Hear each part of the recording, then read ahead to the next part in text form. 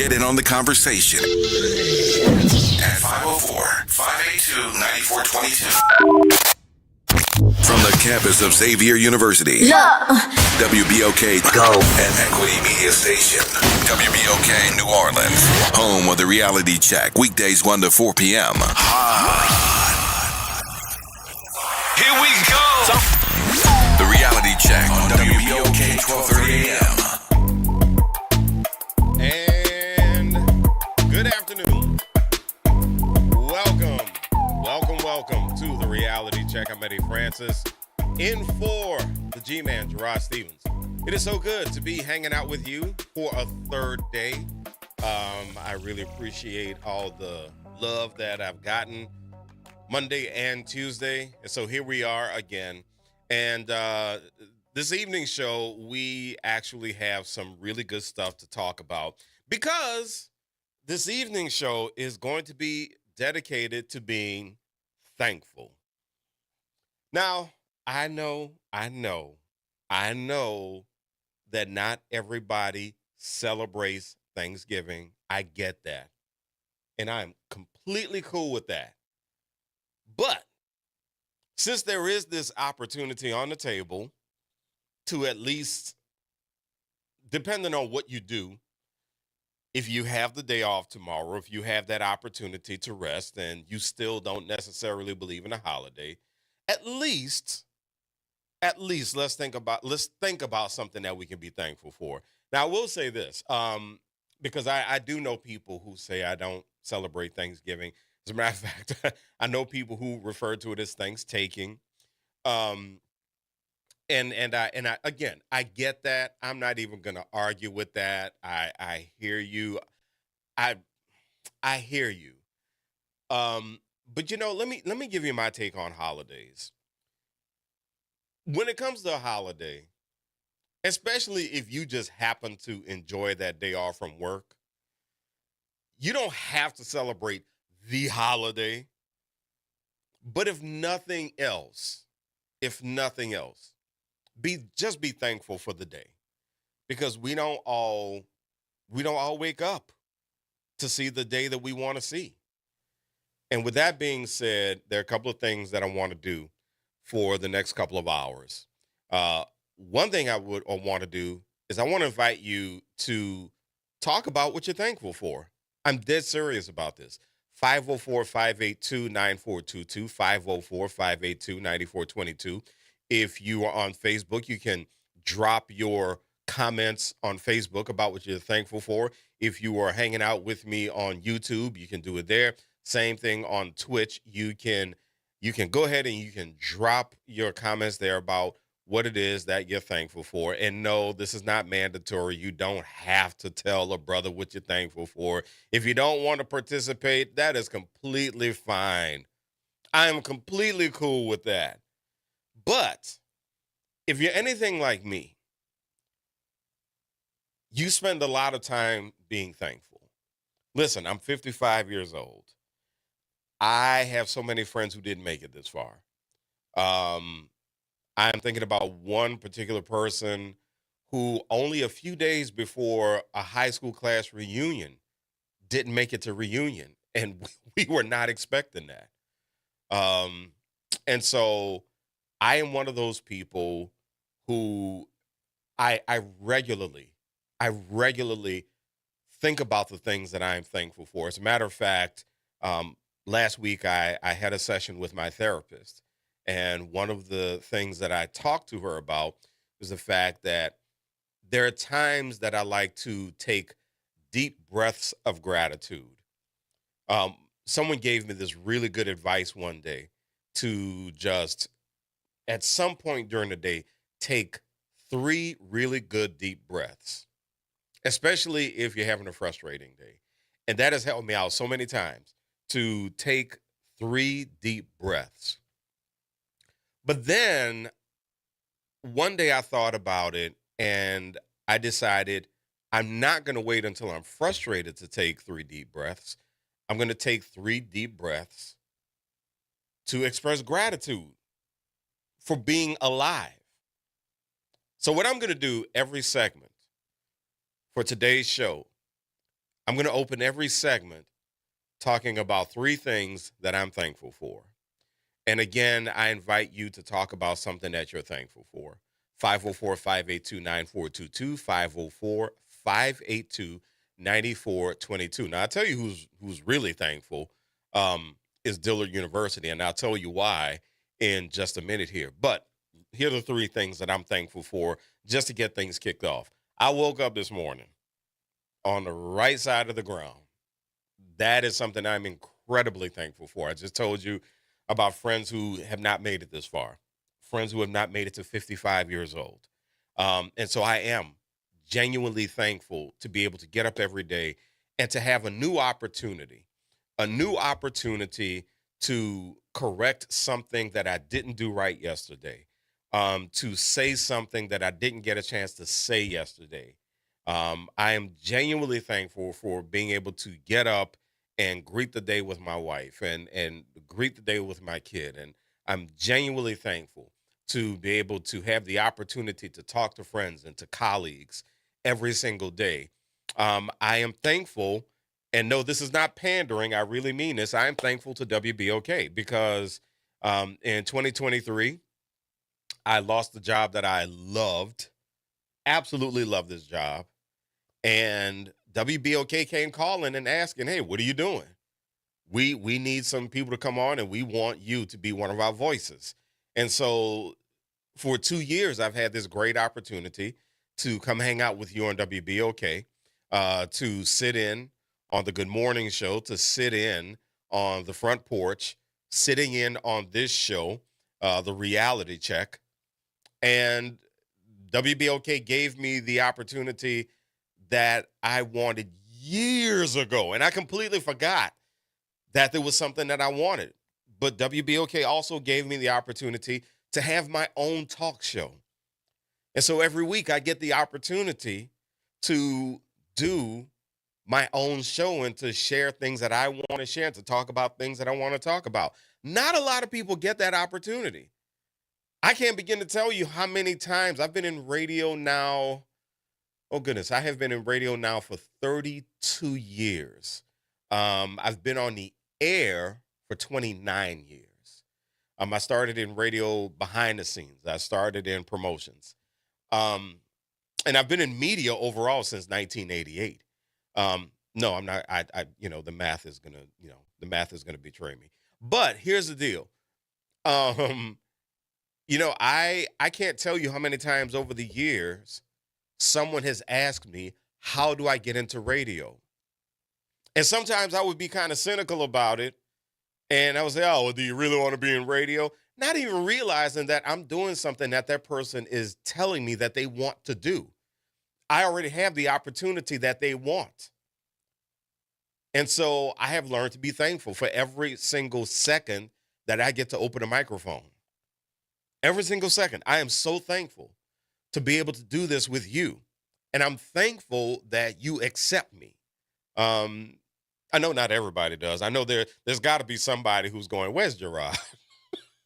And if that's the deal, that's cool. I get that. I completely get that. And I rock with that. I hear you.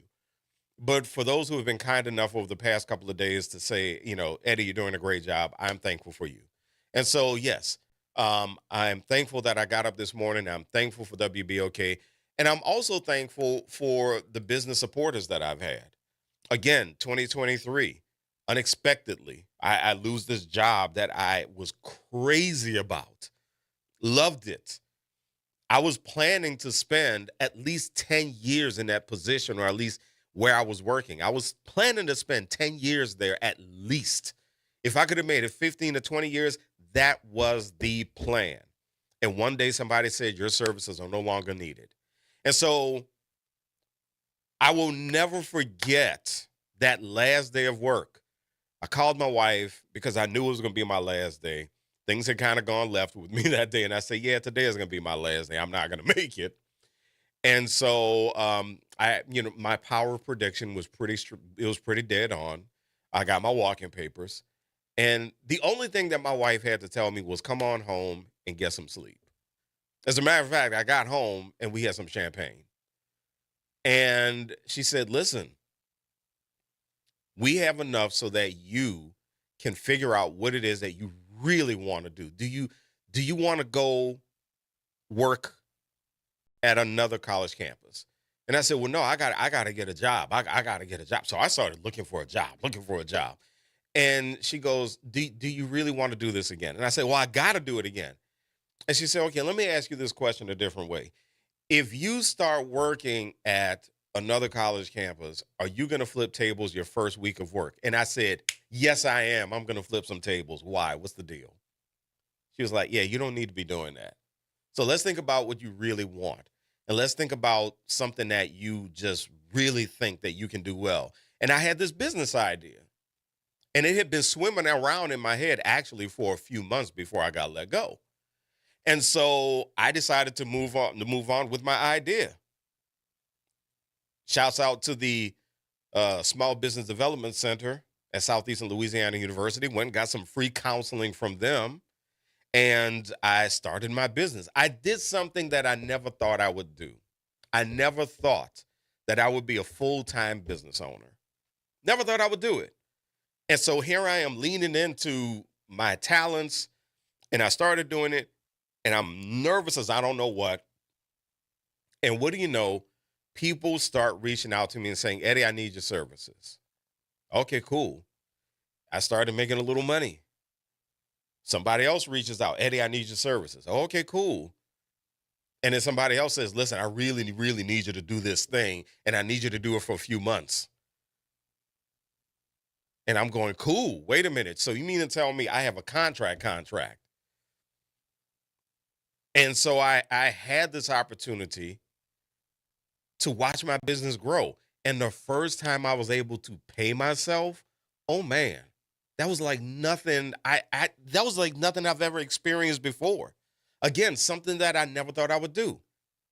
And so I am thankful that I've had that opportunity, because how many people want to form that business and they're scared? How many people want to start that business and they started and they don't get the business counseling or something like that, and they start out and it just doesn't work out the way that they want it to work out? How many times do people start a business and it's grand opening, grand closing within a year? I've been at this for more than 2 years now. I'm into my third year. One of my best friends told me, if you can make it 3 years with your business, then you can probably make it for the long haul. And so I'm thankful for that. Sandra Muhammad, thank you so much for checking in on YouTube. Grateful for the last breath Allah allowed me to take, for the little things, his grace and mercy, blessings. Yes, blessings to you, Sandra. Blessings to you. And so just great, again, grateful for being able to take a breath. Good afternoon, Jacqueline Wilmore. Thank you so much for hanging out with me. Appreciate you, as always. So, again, if you do want to call in, 504-582-9422, 504-582-9422. If not, again, completely cool. This is not a force majeure. You don't have to call in and talk about what you're thankful for. You can actually think about it pretty silently if you want. But, again, as I mentioned a couple of minutes ago, Dillard University, they're thankful. They're thankful because Dillard has received its largest single donation in the history of the university, $19 million from Mackenzie Scott, the Mackenzie Scott Foundation. The beautiful thing about these Mackenzie Scott gifts to HBCUs is that they are unrestricted. That means that the institutions can use the gifts however they want. I told you on Monday that we're going to do a replay of the interview that I did with Kimberly O'Neill, who's a philanthropy expert. And we talked about these historic donations from Mackenzie Scott. She explains in that interview why unrestricted donations are so valuable. And so congratulations to the folks at Dillard. I was actually at Dillard in 2020 when Mackenzie Scott made a donation of $5 million, which at the time had been the largest single donation in the history of the university.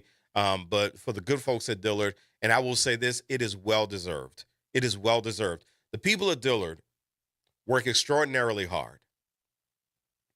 Shouts out to my girl Michelle Matthews. Shouts out to Robert Collins.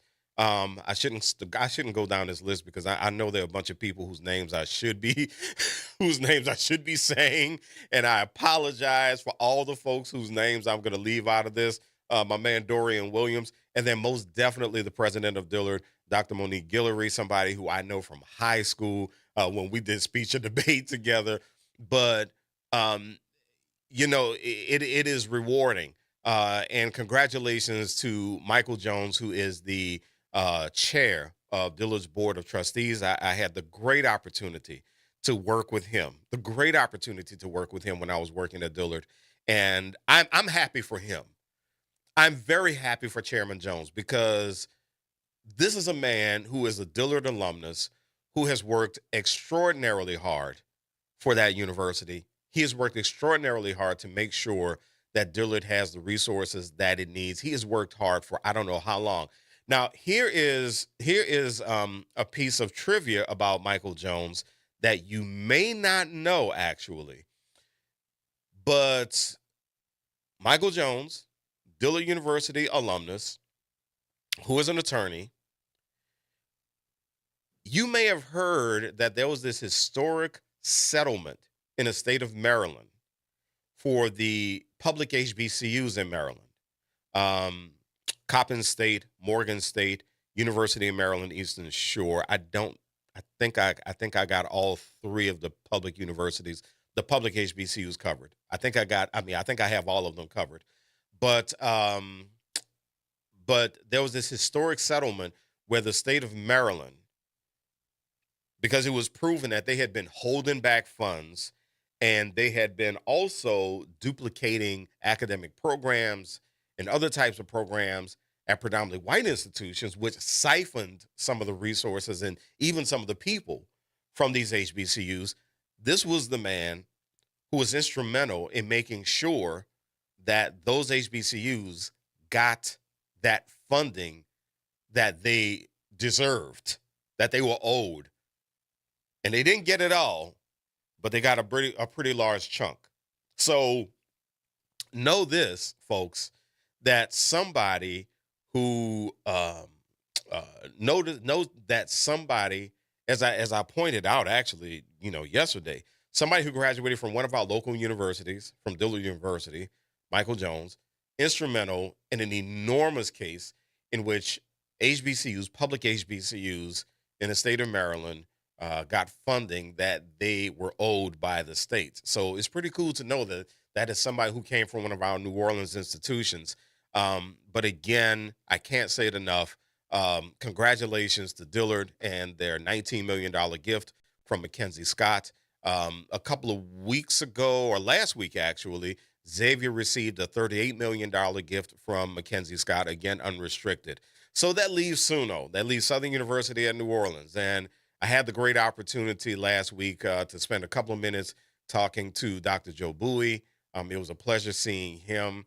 And I'm going to say this. I told him that I had absolutely no problem whatsoever using my platform, or using this platform, I should say, to talk about the value of Southern University of New Orleans. And it is an institution that has been such a symbol of social mobility for natives of New Orleans. SUNO has been, and it continues to be that. I told you yesterday or day before yesterday that the enrollment at SUNO has increased. My understanding is that they are getting ready for another increase in enrollment at SUNO. It is the only university in the state of Louisiana that offers a bachelor's degree in forensic science. It is also one of the few institutions that offers a master's degree in museum studies. And of course, at SUNO, social work is the thing.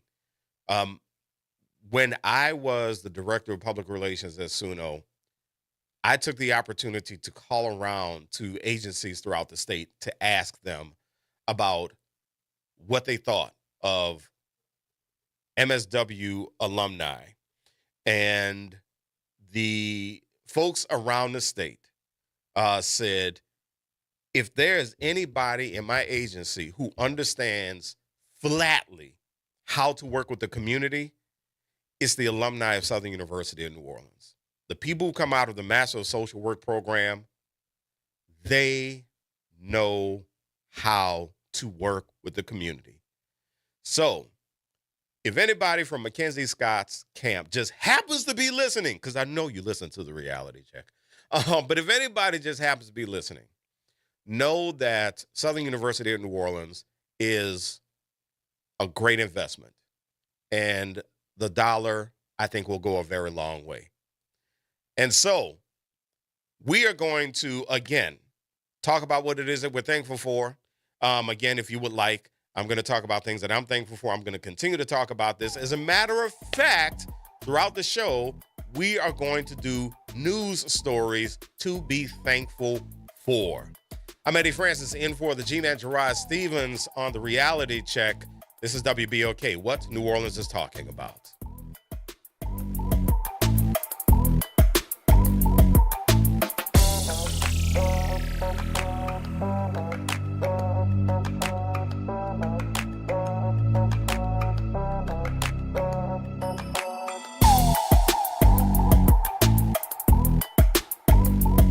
New Orleans, are you ready? A fresh voice in the city is here, bringing you the beats, the culture, and the stories that matter. From local music and food to real talk on what's happening in the streets. We've got you covered. Stay tapped in. Follow us on all platforms at WBOK 1230 for the latest updates and exclusive content. Your city, your culture, your news. Don't just hear about it, be about it. Follow WBOK 1230 now.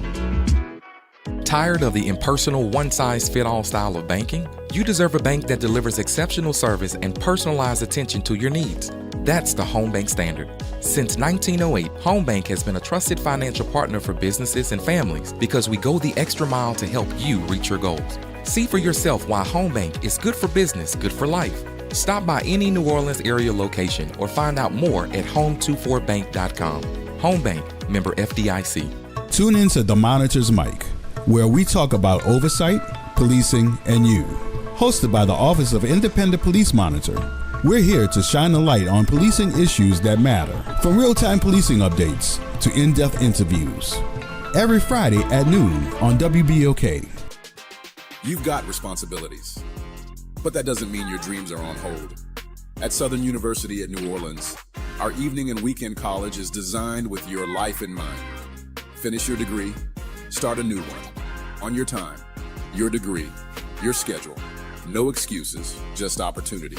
Visit suno.edu and make your next move today. The Historic New Orleans Collection presents a new exhibition open through June 7th, 2026. The Trail They Blazed. Built collaboratively with people who participated in the local civil rights movement, The Trail They Blazed presents stories of social and racial justice straight from the people who lived them. Listen to leaders tell their stories of resistance and persistence in their own voices, recorded by the Historic New Orleans Collection. Plan your visit to 520 Royal Street in the French Quarter and reserve your free tickets at hnoc.org today. Every year, the lights return to City Park, and as if by magic, so do we. Families reunited, kids wide-eyed, old memories meeting new ones. Celebration in the Oaks is more than a holiday tradition. It is where New Orleans comes together to shine. Don't miss the magic. Make Celebration in the Oaks your holiday tradition and help City Park shine for generations to come. Go to celebrationintheoaks.com and grab your tickets before they're gone. Talk That New Education is all about awareness. Join me, Dr. Shakir Ross from New Schools for New Orleans, to learn about the New Orleans Career Center and how they are preparing you to meet the needs of our workforce. Tune in for Talk That this Monday at 12:30 p.m. on 12:30 a.m. Making a difference in the community. WBOK 1230 AM. Here we go. The reality check on WBOK 1230 AM. And welcome back to the reality check. I'm Eddie Francis, in for the G-Man Gerod Stevens, and I hope you are having a good evening. And if you are someone who is getting ready for tomorrow, you know, you got to do your cooking and stuff. I hope that's going well. You know, I hope you got the turkey out on time. I really hope you did. I hope you're ready for tomorrow. And if you're not cooking, if you're going to visit people, I hope you're ready for that too. And again, if you do not celebrate, I hope that tomorrow is a restful day for you. So I just got a text from Will Sutton, our good friend Will Sutton, that he had the opportunity to speak to Dr. Monique Guillory, the president of Dillard, this morning. So you can check out that interview on Facebook. You can check it out on YouTube as well. Make sure you go check out the Good Morning Show. Thank you, Will. Appreciate you, my friend. Appreciate you a whole lot. So things I'm thankful for. Every single segment, I'm going to tell you 3 things that I am thankful for. So she just came in the studio and harassed me about this, but I just want my wife to know that, yes, you were next on the list. I'm very thankful for my wife, Dr. Halim Malik Francis. I met that girl in Dallas, the city of Dallas. Little North Carolina girl who actually exposed me to the wonders of Carolina barbecue and the Bowberry biscuit from Bojangles. Bojangles, if you'd like to advertise on WBOK, then please give us a call. Because you have a location in Pearl River that I like to go to. Yeah. So, I was exposed to that. I was also exposed, thanks to this lady, I was also exposed to Cheerwine. All this really cool stuff from North Carolina. Got to check out Hampton's Homecoming a couple of times. All right, so I got to tell you, this is one of the funniest. This is my favorite Hampton Homecoming story so far. So a couple of years ago, as we know, there is the famous rivalry between Hampton and Howard. And there are folks who ask people, whenever they see Halima with her Hampton shirt on or anything, they ask her, who's the real HU? And, to her credit and to the credit of a lot of Hamptonians, they're not really into that whole who's the real HU thing, right? I like that about them. Anyway, so a couple of years ago, Howard's Homecoming, Howard's Homecoming was homecoming, right? It was being Howard. It looked like it was dope, super fantastic, blah, blah, blah. But there was this video that popped up of a young lady trying to climb a fence to get into the tailgate. Now, this is a wrought iron fence that this young lady was climbing over. And I thought, because she was barely making it over this fence. Like her little skinny legs were wobbling and everything, trying to get over this fence. I thought this video was going to be of her impaling herself on this fence because I was holding my breath. So a week later, Hampton's Homecoming is happening, and we're at Hampton's Homecoming.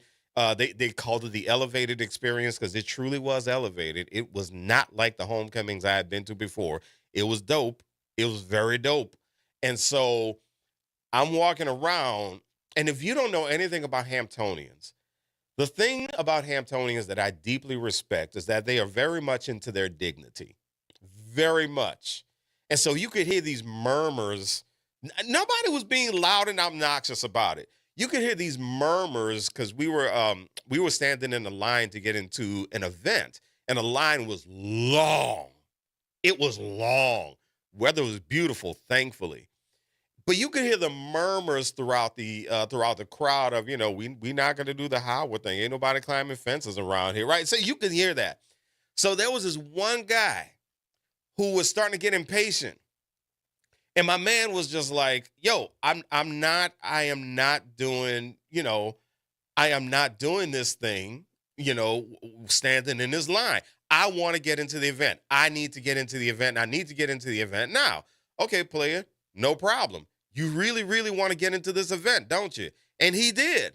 So there was this thicket of trees that you had to go through and then climb a fence if you wanted to sneak into the event. So he started walking through the thicket of trees, and he's getting through, and everybody was just watching, dude.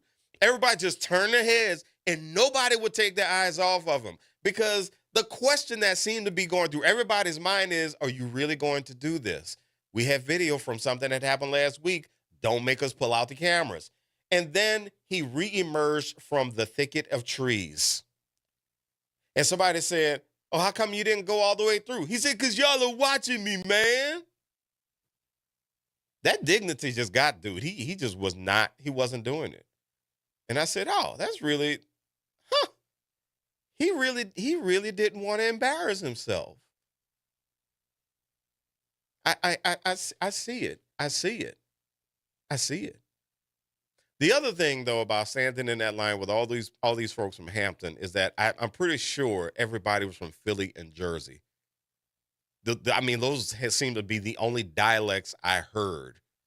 But it was cool. It was a cool event. So I am very thankful for my wife, again, Dr. Halim Malik Francis, who has exposed me to Hampton life and who has exposed me to Carolina barbecue and all those good things, and has been just a wonderfully fantastic wife for more than 11 years.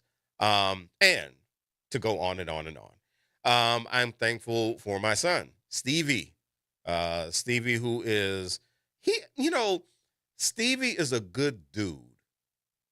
That is the thing that I love about that kid. Well, that young man. He's 22 now. He's just a good dude. He really is. And it's really cool watching him grow into himself and come into his own as a college student. So very thankful for Stevie.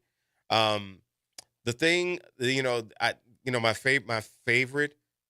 Okay, so here's the thing that I love about being a dad is having all of the stories from when he was an infant and all that good stuff. I love his infant and toddler stories. And so he's given me a lot of really good stories. So now what I have to do is I have to watch him so that I can get the goofy young man stories. I'm starting to get those. Since he's starting to discover himself more, he's starting to become a lot funnier. Not that he was never funny. He's actually a very funny dude. But I think he's starting to get to the point of hilarity. Yep. And of course, thankful for my family, my brother Emil, my sister Amy, my brother-in-law Philip, all my nieces and nephews. Very thankful for them as well. And so if there's something that you want to talk about being thankful for, then feel free to jump in. 504-582-9422, 504-582-9422. All the folks who are tuning in, thank you for tuning in. Jacqueline Wilmore, Bruce Shannon. Oh, Bruce said, where's G-Man? Bruce, you know where G is? He's in his skin. And if he jumped out, he'll jump back in. No, I'm joking. I don't know. I think he's visiting family. And then D Best, thank you so much. Oh, yeah, okay, here we go. So D Best, he decided to jump in, and he said that he's talking about Dr. Berenice Johnson Eanes. Yes. So I know all about Dr. Eanes, actually, D. Because I used to work at Dillard. She was the president of York College when I was working at Dillard. And now, as you mentioned, she's at Cal State Los Angeles. Dr. Cravion Hatcher Wallace, Dillard, class of 2001, assistant director, Edmond College. Oh, there we go. Thank you, D. For the folks at Dillard who are doing some good stuff, I appreciate you. Let's see. And then Deborah Jones, thank you so much for checking in. Anita Harris, thank you so much for checking in. And then Monique Kinsey Jordan. So, yes, again, I think, I know, seriously, I really don't know. Gerod is taking some well-deserved time off. That's all I know. That's all I know. What are the topics today? Monique asked. And so the topics today would be good stories. Stories that we are thankful for. You're welcome to share a story that you're thankful for. You're welcome to talk about what you're thankful for. But we do have folks on the line, and we got Dion on the line this evening. Dion, how are you? All right. How you doing this evening? I'm doing good, brother. Good. Yeah, I called in yesterday, man, so it's always good to call back. So it's a couple of things I'm thankful for. First, as always, thank you for Jesus Christ. That's the main thing. Also, very, very thankful of my wife of nearly 30 years. She's the most loving and merciful person ever. very, very thankful for our 6 beautiful children. I'm sitting with one of my twins right now as I'm talking to you. I am in love with my kids, man. They're the best kids in the world.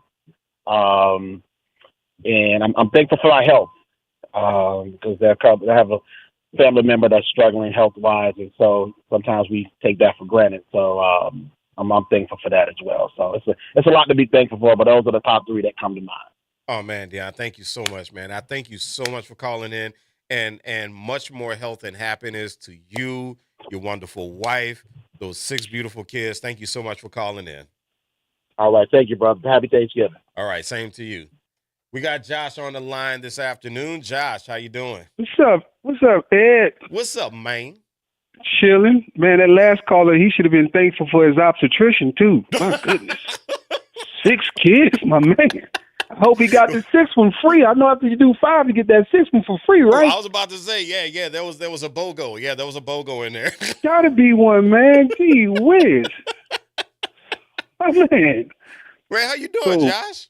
I'm good, bro. You know, I'm thankful that Jeff Bezos' ex-wife gave that money to the black schools instead of giving that money to Helena Moreno or the city of New Orleans. Man, they would put better use than the city of New Orleans would. I tell you what, though. She is very clear. So she is very clear on what are called her philanthropic priorities.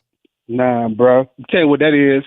She done took a trip to the motherland. Some dude and blew that back out, and she's just giving him his reparations, bro. That dude is doing us a solid. That dude is doing us a solid. Josh. This is not her first time doing this, Eddie. Josh, can I ask you a question? What's that? Why are you like this? I didn't. My mama didn't take her birth. It's a family show, prenatal. It's a family show. She didn't take her prenatal vitamins. That's what that was. She didn't take her prenatal vitamins with me. Stop it. Shut up, man. I'm just saying, bro. That dude, he did it for us. Appreciate you, man. I appreciate what you did. Jeff Bezos' wife. Jeff Bezos, take that, sir. So that's how you get them back, baby. That's how you do it.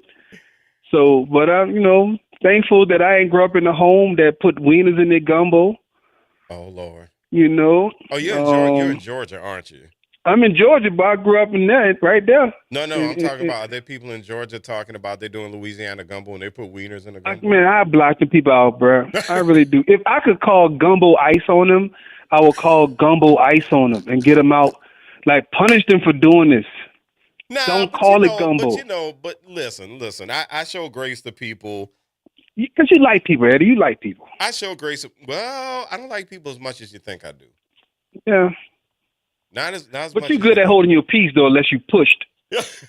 Listen, man. Unless you are pushed.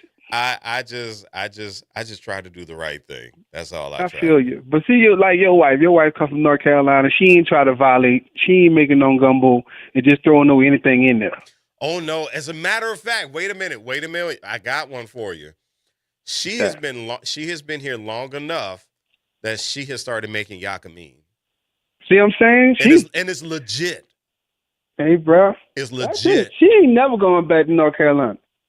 Yeah, I know. We've had that conversation actually. She not going back, but if she ever go back, she'll regret it. No, that's not true. I wouldn't say that. But I'll tell you this. I actually like visiting. I love visiting North Carolina. If for no other reason, that air in North Carolina is clean. I don't care. Oh, I do. I don't care. I care about clean air. Look at Gerard from North Carolina. You don't see him going back. Oh, yes, he does.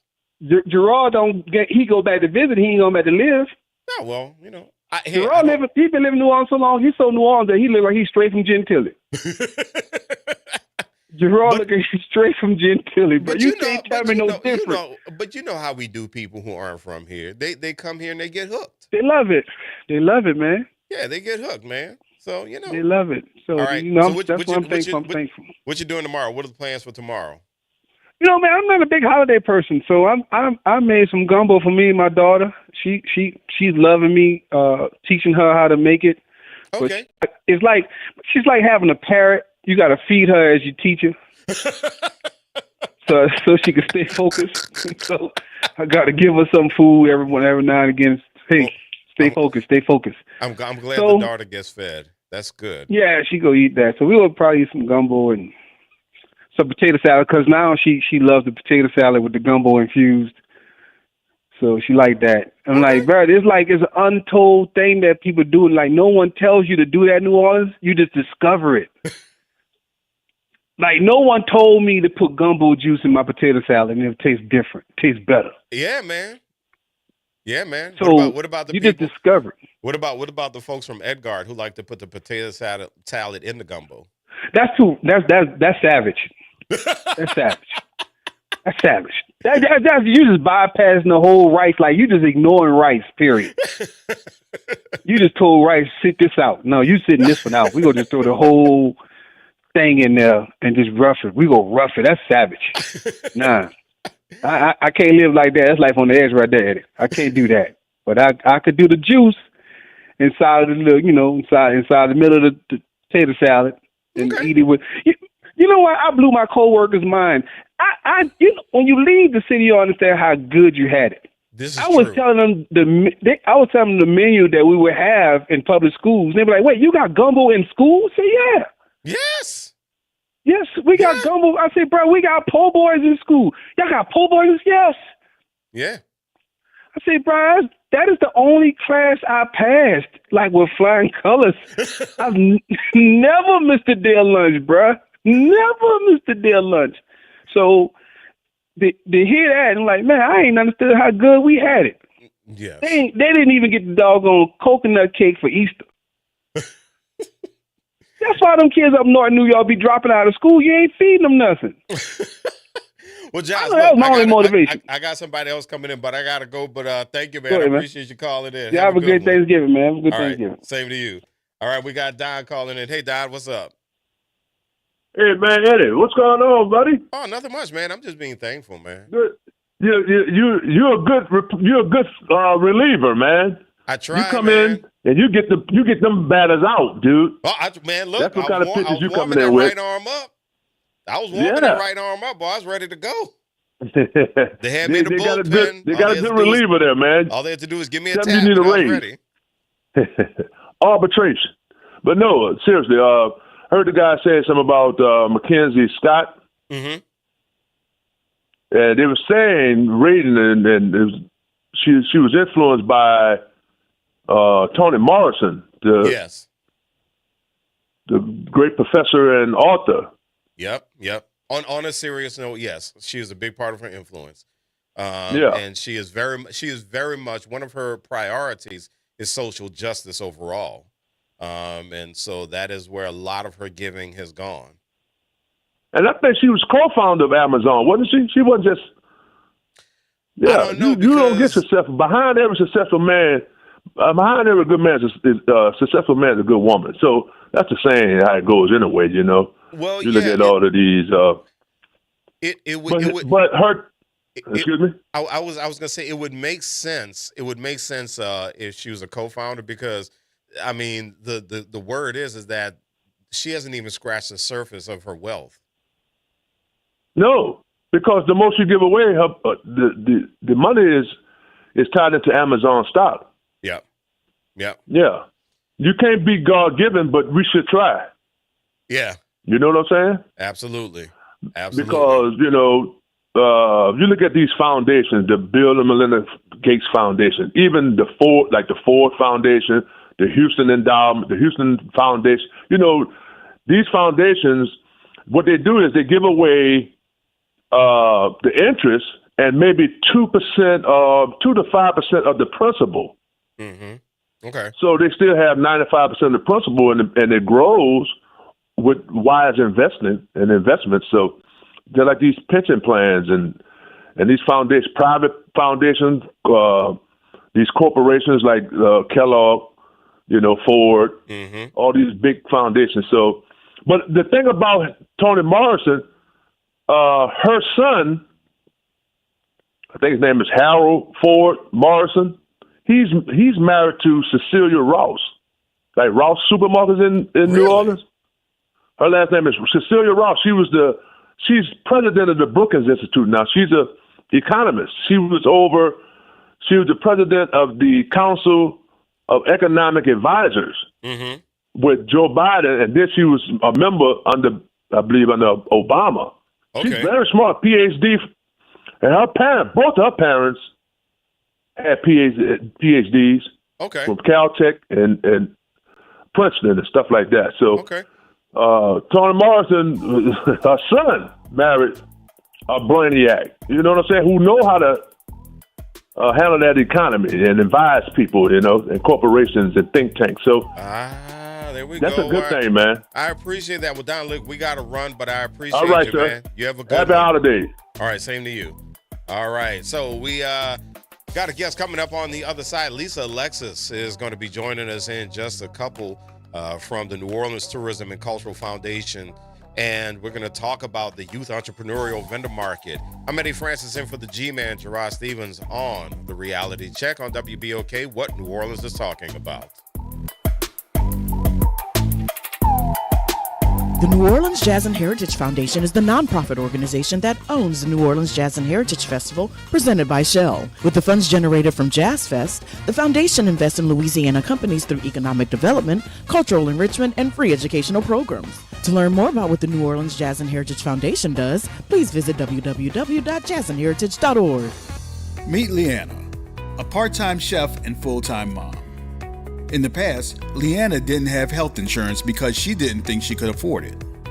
What she didn't realize is she qualified for Medicaid. She loves the coverage and peace of mind that comes with high-quality care. The kind of care you get with Healthy Blue. This is Medicaid, and it's for more people than you think. Maybe even you. To see if you qualify, go to myhealthybluela.com. Uptown, downtown, wherever you are, keep it locked in to WBOK. Here we go. The Reality Check on WBOK 1230 AM. And welcome back to the Reality Check. I'm Eddie Francis in for the G-Man, Gerod Stevens. The Youth Entrepreneurial Vendor Market is a 2-day retail pop-up designed to spotlight the creativity, innovation, and business talent of young entrepreneurs in New Orleans. It's presented by the New Orleans Tourism and Cultural Foundation and the Riverwalk Outlets. And here to tell us about it is Lisa Alexis, and she is with the New Orleans Tourism and Cultural Foundation, the CEO. Lisa, how are you? I'm well, and how are you? I'm doing well. I can't complain because nobody wants to hear it. Great show. I've been listening. Thank you so much. I really appreciate it. Now, we met actually a couple of weeks ago at the John Lewis Public Administration Program residency. Exactly, and I was so excited when I received the opportunity that you made room for us to tell our story today. So thank you so much, and it's so good that we are reconvening on a very positive note. Yeah, so tell us about the pop-up here. What do we have going on? We are so excited. Riverwalk Outlet Mall, Yvette Gramillion Watkins is the general manager there, and we have worked with the Riverwalk Outlet Mall from an aspect of entertainment and cultural music and culinary side. However, she had a strong really desire to partner with us in supporting our youth initiatives. The New Orleans Tourism and Cultural Foundation, which we're formerly the fund and now we're the foundation. Since 2021, we have earmarked funds specifically to support and invest in youth initiatives, and she wanted to partner with us so that we collectively could provide an opportunity for our young people to be able to work in the environment, in a marketplace, test their business ideas, work on their customer skills, as well as benefit economically from the products that they're going to be selling. So when we talk about this, what went into this as far as deciding who these young entrepreneurs would be? Was there a selection process? How did we find out who we got to participate? Certainly. What we did with this idea that we had, we actually started this idea this year. So at NOTCF, we've had the opportunity to utilize youth entrepreneurs in the Bubbles, Boils, and Brews and the Fried Chicken Festival, along with some other initiatives in which we've been able to utilize youth vendors. And so what we did was we utilized the youth vendors from the past experience, because what we were looking for in a short time frame were youth vendors that had a presence, they had product, they were successful, they had their business licensing and all of that in place, their point of sales system in place, so that we could help elevate them to the next step. And so that is how these vendors were selected. For this, however, this is just a launch of this opportunity. We have youth initiatives that take place all throughout the year, so there are going to be several opportunities for other youth entrepreneurs to participate in opportunities like these. So I have to imagine that for a young person who's going to have this kind of opportunity, I'm sure there's a lot of excitement, but I'm also sure that there are some nerves involved as well, probably. How do you make sure that they have some sort of mentorship? What does the mentorship look like? Certainly. We met yesterday at the Riverwalk Outlets Mall, and the general manager there utilized business owners there in the Riverwalk that are somewhat young and successful. And so we utilized Pretty Pieces. And she came in and shared with those youth vendors the expectations, what it takes, what really sells, how does your business grow, how do you scale your business. You, the entrepreneur, is really the personality behind the business, and the product is a byproduct. It was a lot of eye-opening things we've learned, and then the Riverwalk provided information as it relates to running the business, understanding the fundamentals of what you'll need, understanding what it'll take, what times you set up, how you present, how you engage. And so the mentorship that took place on yesterday as part of retail experience or retail management experience before actually jumping into it was very insightful, and I will say it was very inspiring, as the young entrepreneurs had plenty of questions for the business owner and was really able to speak candid. And that business owner is going to be very close to where they're going to be set up on Friday and Saturday. So she's going to pop in and make sure that, they have what they need and that they're comfortable as well. So for you as the CEO of NOTCF, what excites you about it? I mean, was there anything that you saw specifically that really got you excited about what's to come next weekend? Yes. Working with these young entrepreneurs in some of the past initiatives, as well as hearing how comfortable they are. Several of them have had the opportunity to actually sell their product. I will say we're going to have Sassy Cosmetics. She's owned her business since the age of 11. And she has a great story. She started her cosmetic business, All Things for Your Lips, because there's a sister that she was creating a product for. So that's a story that I'm going to throw the teaser out there for people to follow. We have another young man who is going to have a mobile streetwear shop, but what he's done is he's converted an old school bus into a mobile market streetwear store. Wow. And so what inspired me is not only are they doing these types of things, but he will not be able to bring that bus into the Riverwalk Mall. However, the Riverwalk has other events such as Lundy Gras coming up, and there may be an opportunity there. So what excites me is that we are serving as a conduit to just open the door for these artists to be able to expand their business and reach other opportunities and in a greater outreach to a market beyond locally, across the United States, even globally. Lisa, a lot of people, when we hear people talk about our youth here in New Orleans, we tend to hear a lot of negative things. What myth or what set of myths do you think that an event like this, especially what you have witnessed for yourself, what myths would you say that this would debunk? It debunks that our youth are hopeless and that our youth are maybe uninterested in life. They are very much interested. They are very creative. Our youth have a voice. They're our greatest advocates. They want to see purpose-filled, intentional activity. That's what I find. And if we open the doors and set that up, youth could really help advance many businesses that we have here in the city and around the United States, because they have great perception as well as they're very innovative. And especially our young youth here in New Orleans, with this being such a creative city, they have so many ideas that I may not have ever thought of. And so I'm just trying to create opportunities for them to trailblaze forward. And I just cheer them on.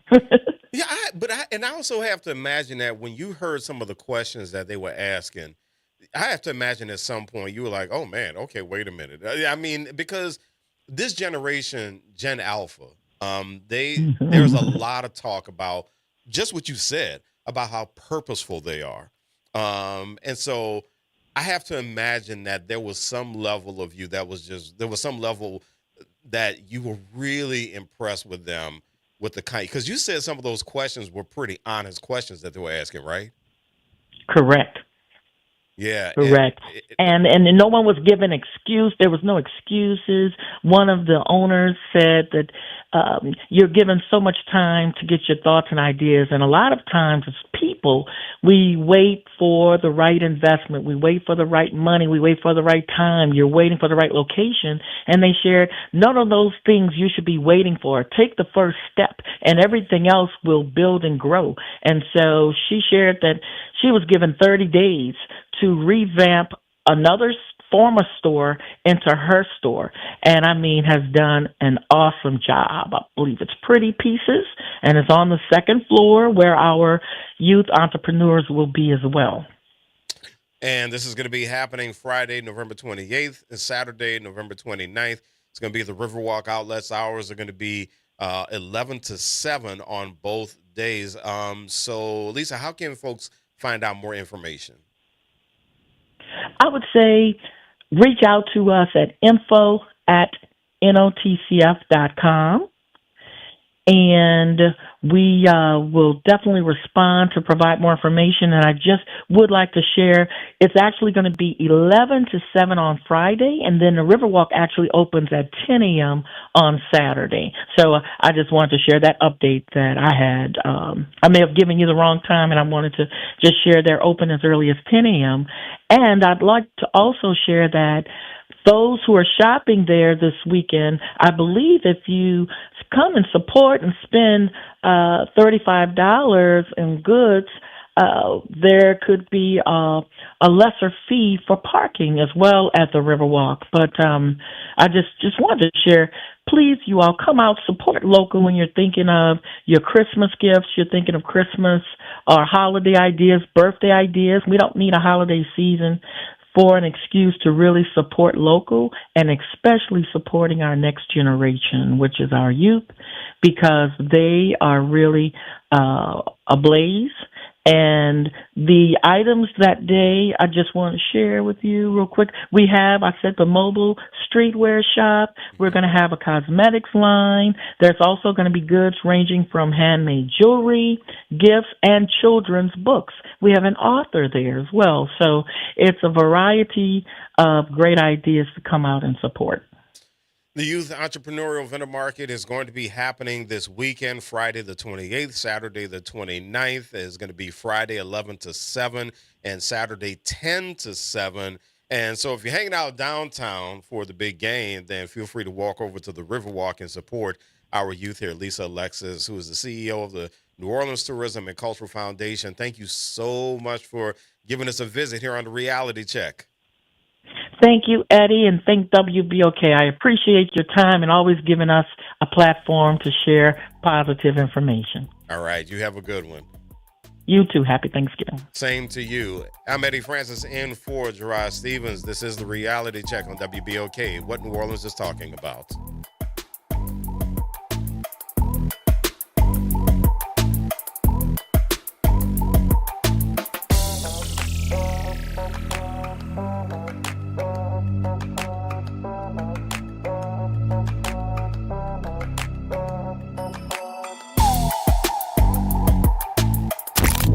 Campus of Xavier University. WBOK Go and Equity Media Station.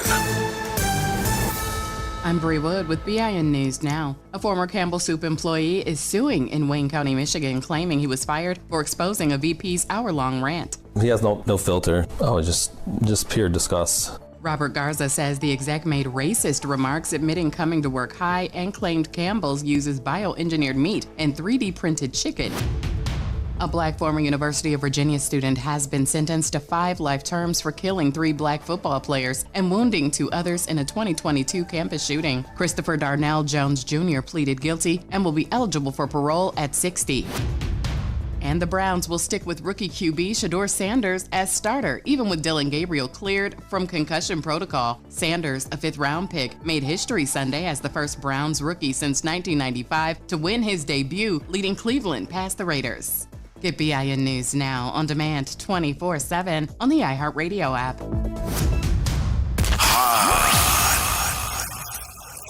Here we go. The Reality Check on WBOK 1230 AM. And welcome back to the Reality Check. I'm Eddie Francis in for the G-Man, Gerard Stevens. Day before Thanksgiving. Happy Thanksgiving to you. If you celebrate. If you don't celebrate, happy day before you get some rest. Sandra Muhammad on YouTube, proud alumna of Southern University at New Orleans. She is a Knight or a Black Knight. Oh goodness! And Sandra says she remembers my dad. She went to Booker T. Washington. Get out of here! All right, good enough. My dad, Nelson Francis, taught at Booker T. Washington for many years. He was simply known as the music teacher. That's what they called him, the music teacher. And I was a toddler going to check out some of the musicals that he put on at Booker T. Oh goodness, I remember Man of La Mancha, The Wiz. Remember they did The Wiz. Did they do Pearly? I want to say they did Pearly. But yeah, they did some good stuff. Also, Sandra is not a fan of rice and potato salad in the gumbo. She said that's just too much going on. It's a diabetic nightmare. That is a lot going on. That is. I'm with you on that, Sandra. Paul Jensen said the air in West Michigan is clean on Facebook. Cold, but clean. Yeah, you can have the cold part. I'm a summer baby. I like my warm weather. I love it. Martin Curley, happy hump day. Same to you, man. Thank you so much for checking in. Shannon Swift, thank you so much for checking in as well on Facebook. And, of course, we are also streaming on Twitch. Streaming, of course, WBOK1230.com, the Play Ode app. You can see me on Facebook. You can see me on YouTube. You can see me on Twitch. Not that the visual is all that important, but, I just figure that's a pretty important need-to-know item. So what we're doing here this evening is we're talking about stories to be thankful for, but then also inviting you to talk about what it is that you are thankful for. Every segment, we're going to talk about 3 things that I'm thankful for. I didn't mention 3 things last segment because we had to talk to Lisa. But I will say, as someone who has worked in higher education or who works in higher education, I have to say 3 things I'm thankful for would be the next generation. The next generation is one thing I'm thankful for. I like Gen Z. I like Gen Alpha. I like them. They got their stuff with them. We all have our stuff with them. Gen X, we play too much. Gen X, we act like we have all kinds of stuff figured out. We didn't have a whole lot of stuff figured out. We We act like, I don't know what it is about people from Gen X, but we are acting like we had to walk 10, 15 miles in the snow and beat up a bear to get to school. That would be the baby boomers, some of them, and the silent generation. But we got Gen Z and Gen Alpha thinking we were battling bears with our bare hands. You know, yeah. I mean, no. I'm thankful for this next generation. I like Gen Z. They are principled. They are purposeful, I think. They and listen, for those who look at Gen Z and you're like, oh, these kids don't know how to act. Well, that's what we're here for. That's what older generations are here for. That's what millennials are here for. That's what Gen X is here for. That's what the baby boomers are here for. We are here to guide Gen Z and Gen Alpha. So we got to do our part. Okay. So I am thankful. I am thankful for Gen Z. I'm thankful for Gen Alpha. I have seen a lot of promise from them as someone who, again, who works in higher education. I've seen a lot of promise. I am thankful. If you know me, you knew this was coming. I am thankful for higher education. I am thankful for our colleges and universities. We take them for granted. There are so many free resources that the community can enjoy from our colleges and universities. In New Orleans alone, we have 8 traditional colleges and universities in New Orleans proper. Plus, we have 2 seminaries, right? And then we have, around the rest of the area, we have these other institutions. There's so many resources that we just take for granted with all these different institutions. So I'm thankful. And I am thankful for educators. No, check that. I am thankful for Black educators. I'm thankful for Black educators. My parents were teachers. My brother once upon a time was a teacher. My sister was in education at one point. I'm in education. My wife is in education. But there are all these statistics that talk about the impact that Black educators, especially Black male educators, have, not just on Black kids, but on all kids. And they're positive statistics. As a matter of fact, I will take this opportunity right now. I will take some professional privilege right now to give a shout out to the Honorary Center for Undergraduate Student Achievement at Southern University of New Orleans. My man, my frat brother, my dude, my friend, Dr. Morkeith Phillips, who is the executive director, cultivating the next generation of education leaders. And so if you don't know about this, you should look them up, honorarycenter.org. But they are doing an effort right now. If you've heard of the Call Me Mr. program, which is a national program that trains Black men to be teachers, the Honorary Center does a similar thing.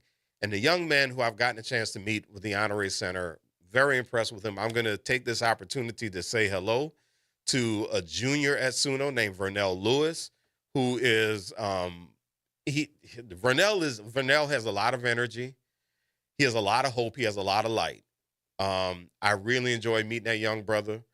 And then a couple of the alumni of the Honorary Center who I've gotten the opportunity to meet, Alton Harris, who I've gotten a chance to meet, Gerod Jupiter, who I'm friends with. He's my frat brother as well. They are doing a good job of really giving these young men a place and an opportunity so that they can grow personally. They help them out with housing when they're at SUNO. They help them out with their meals. And also they take the opportunity to mentor them personally, to work with them.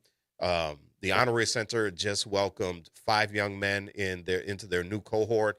And so when I think about how thankful I am for Black educators, especially our Black K through 12 teachers, I cannot say that without mentioning the Honorary Center for Undergraduate Student Achievement at SUNO. And so I'm thankful. And listen, in New Orleans, a lot of us Black folks, we don't realize what we have a lot of times.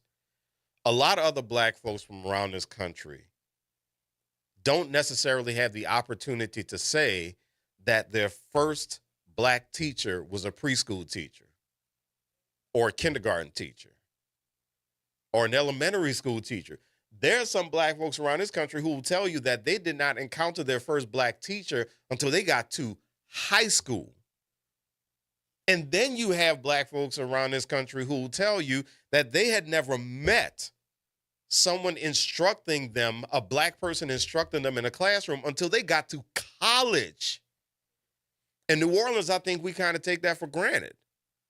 You know, I'm one of those people who can tell you that most of my teachers have been black. A vast majority of my teachers have been black. And so I'm thankful for that. That has kept me very grounded in a very personal way. It has kept me grounded in my blackness. It has kept me grounded in my black manhood. It has kept me grounded, even in spaces where I was a minority numerically. I was still able to anchor myself in having been educated by black folks, mostly through high school, elementary school. And I think the first time I had most instructors who were not black was when I got to college. That was the first time. It was very different for me. And so, yes, the third thing that I would say I'm thankful for in this segment would be black educators. So here's something that's pretty interesting. There's this thing that I subscribe to called Word Smarts, and there was this really interesting piece that came out, Why Learning a New Language Gets Harder as We Age. Now, this stuck out to me because a couple of years ago, a few years ago, I decided that I wanted to learn a new language. And so I get Duolingo and I started trying to learn. And then by the end of the month, I slowed down and I just stopped. And I got really frustrated with myself. I was trying to figure out, why is it that I couldn't keep this thing going where I wanted to learn a new language? And what sticks in my head is that there's this joke. And the joke is, what do you call someone who speaks more than one or two languages? You call that person multilingual. What do you call one person who only speaks one language? American. I can't remember when I heard that joke, but I didn't feel good about it because I felt like I was in that number, unfortunately. And so this article on wordsmarts.com says about half the world's population speaks at least two languages, but an emphasis on learning multiple languages isn't as prevalent in the United States. According to the U.S. Census Bureau, only 20% of Americans speak a second language. Differences in education systems likely account for a good bit of difference in language learning rates. In European countries, most students begin studying a foreign language in school between the ages of 6 and 9. 6 and 9. And a median of 92% of K through 12 European students study a foreign language. 92%. That's according to the European Commission. In contrast, only 20% of American grade school students study a foreign language. Research supports the idea that there is a critical age period for a maximum proficiency in learning a new language. The younger, the better. According to a study by MIT, that age cutoff is 10. A language student who begins learning before the age of 10 has a good chance of becoming as proficient as a native speaker would be. But after 10, it is nearly impossible to become that proficient.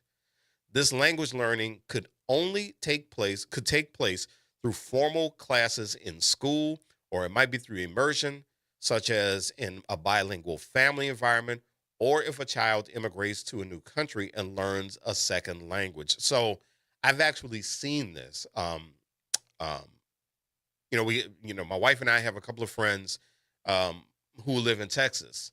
And it's the sister who is married to a Mexican. And the sister, the way the two of them even got together is the sister is fluent in Spanish. So that's how the two of them even formed a relationship.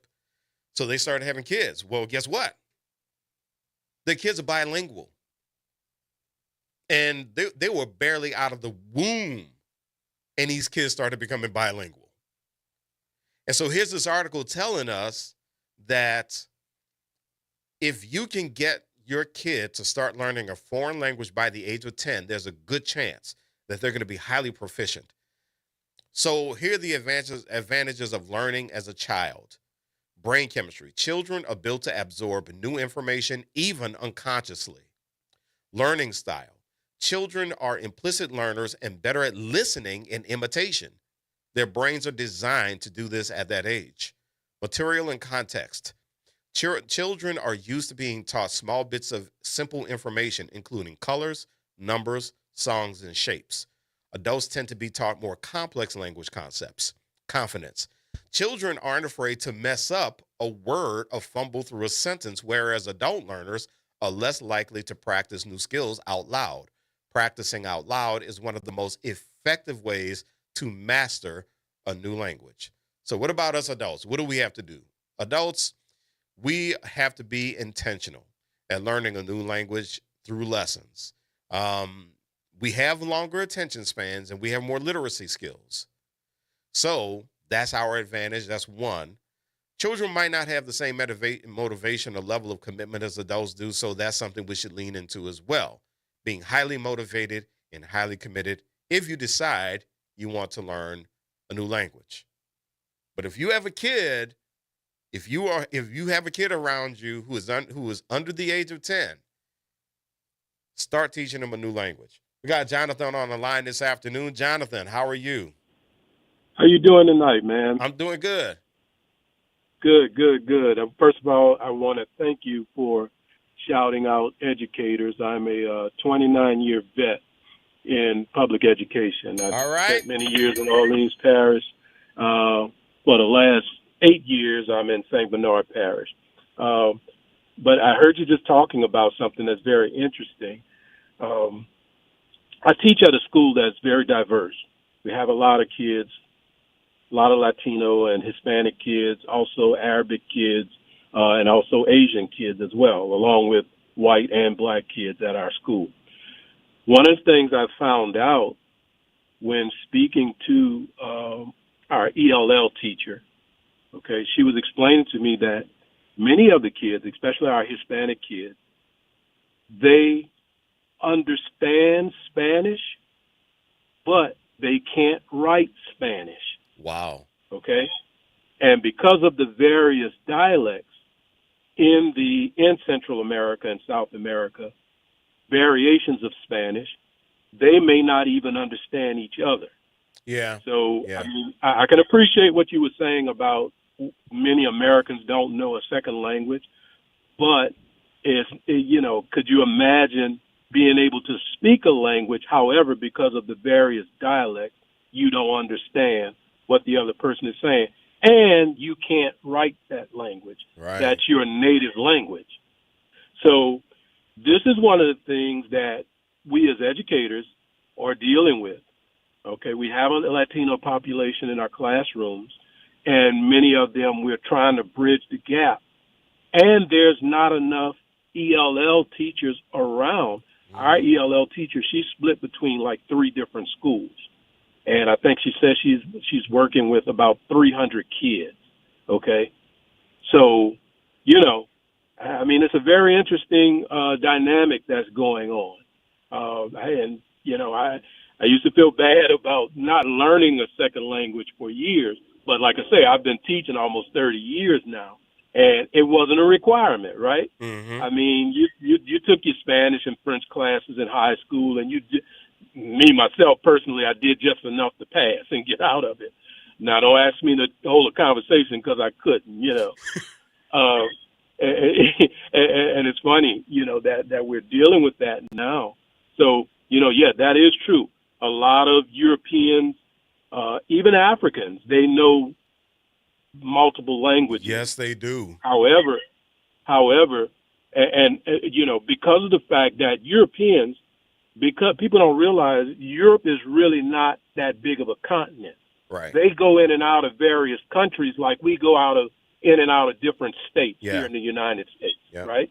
So, they have more experiences with other cultures and other languages more than we do. So that's a very interesting dynamic there that's happening as far as education is concerned. And I heard you talking about it. I said, wow, that's very interesting. But thank you for shouting teachers out, man. We'd always get that pat on the back like we should, but thank you for doing that on the public airways like you just did. No problem, man. Like I said, I was raised by two of them, so I get it. I get it. Oh, yeah. So, definitely, I come from a family of teachers as well.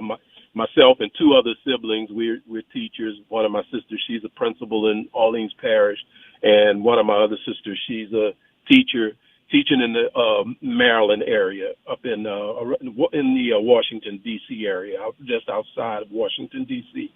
So, yeah, a long line of teachers, and definitely appreciate teachers, and I've always been inspired by teachers. I'm the only male teacher in my school.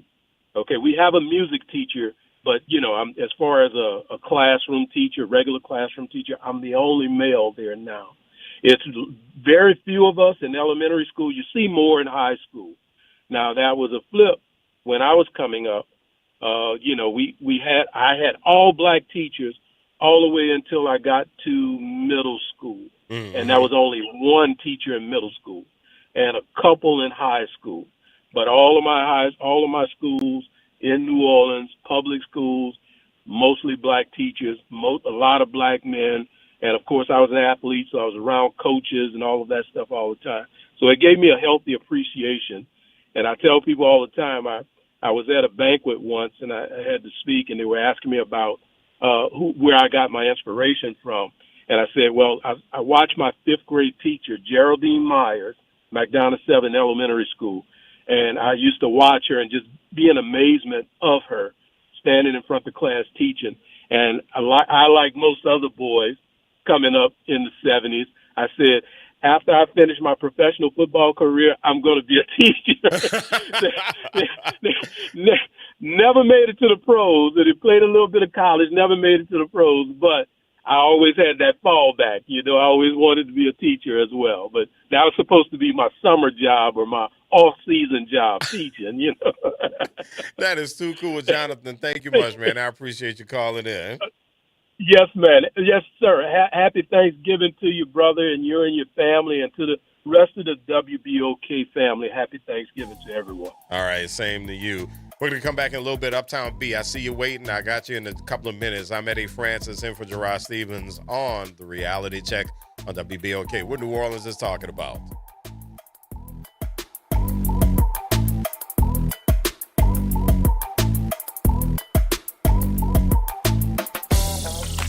This is the Bloomberg Black Business Beat, brought to you by FidelityWealthManagement.com. Rich Paul has his fingers in a lot of pies, and one of his most recent ventures is in clothing through his sportswear brand, Clutch Athletics. Paul tells Bloomberg that working on clothing and sneakers indulges interests he's had going back to his childhood. I was always a kid that really loved the detail and everything. When I bought shoes, when I bought clothes, I really looked at the detail, the messaging that was in it. And when I identified with brands, a lot of it came from the stories that was told. And if I didn't like the story, I didn't align with it. Or if it didn't align with me, I didn't purchase. And so my experience comes from a very authentic place. And all the different projects he works on under the Clutch umbrella connect back to one of his biggest passions. They're all intertwined. They're all connected in a lot of ways. It all leads back to sport. I'm Bloomberg's Justin Milliner on the Black Business Beat. With Fidelity Wealth Management, a dedicated advisor gets to know you and your goals to build a comprehensive plan to help grow and protect your wealth. Backed by a team of specialists, they'll analyze all your accounts, even the ones they don't manage, to keep an eye on taxes and provide proactive portfolio insights that can help you unlock your wealth's full potential. Learn more at fidelity.com/wealth. Investment minimums apply. Fidelity Brokerage Services, LLC. Member NYSE SIPC. On the golf tee, it's Skechers World Champions Cup. Watch it live December 4th and 5th on ESPN and ESPN Plus, 12 to 4 p.m. It's PGA Champions Tour golfers from all over the world. Team USA versus Team Europe versus Team International. Watch it live December 4th and 5th on ESPN and ESPN Plus, 12 to 4 p.m. The competition will be tense, but feet will be comfy. Tune in to Skechers World Champions Cup. Final round of golf on Sunday, December 7th on ABC, 1 to 5 p.m. Tired of the impersonal one-size-fit-all style of banking? You deserve a bank that delivers exceptional service and personalized attention to your needs. That's the Home Bank Standard. Since 1908, Home Bank has been a trusted financial partner for businesses and families because we go the extra mile to help you reach your goals. See for yourself why Home Bank is good for business, good for life. Stop by any New Orleans area location or find out more at home24bank.com. Home Bank, member FDIC. You've got responsibilities, but that doesn't mean your dreams are on hold. At Southern University at New Orleans, our evening and weekend college is designed with your life in mind. Finish your degree, start a new one, on your time, your degree, your schedule, no excuses, just opportunity. Visit suno.edu and make your next move today. Making a difference in the community. WBOK 1230 AM. Here we go. The reality check on WBOK 1230 AM. And good afternoon. Welcome to the reality check. Or welcome back, I should say. I'm Eddie Francis. In for the G-Man, Gerod Stevens. Day before Thanksgiving. Are you thankful for something? Is there anything you want to say that you're thankful for? That's cool. 504-582-9422. 504-582-9422. Let's go to the phone lines. We got Uptown B on the line this afternoon. Hey, Uptown B, what's up? Hey, Brother Francis, how you making out? I'm doing good. Good. Man, I'm on my way to pick up smoked turkey, so I'm grateful for that. Oh, I'm grateful that you told me. Well, look, I appreciate the conversation. I heard you talk your joke earlier, and I said, man, I've heard that before about Americans, you know. Oh, speaking one language. Yeah. Mm-hmm. And I, sometimes, and I say, man, that's true. But then I have to remind myself that, in my family, I know for sure that the generation before my greats, like my great aunts, my great grandfather and great grandmother, they spoke a French, a Creole French. Mm-hmm.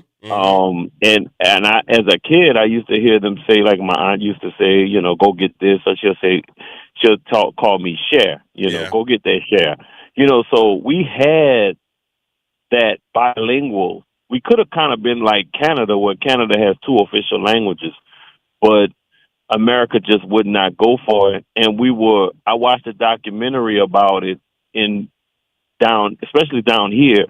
We were de-incentivized for speaking French in school. The kids, they were told not to. They were punished, sometimes severely. There's a good documentary on YouTube about it. And it made me think about my great grandfather and the people that did, were black francophone people in South Louisiana. So when we say that, we got to put a little asterisk towards us, because we had that. That's America true. just pulled the rug from underneath us. They said, in order to do business and things like that, you had to drop your language. And I just spoke to a friend of mine who's headed to Lafayette.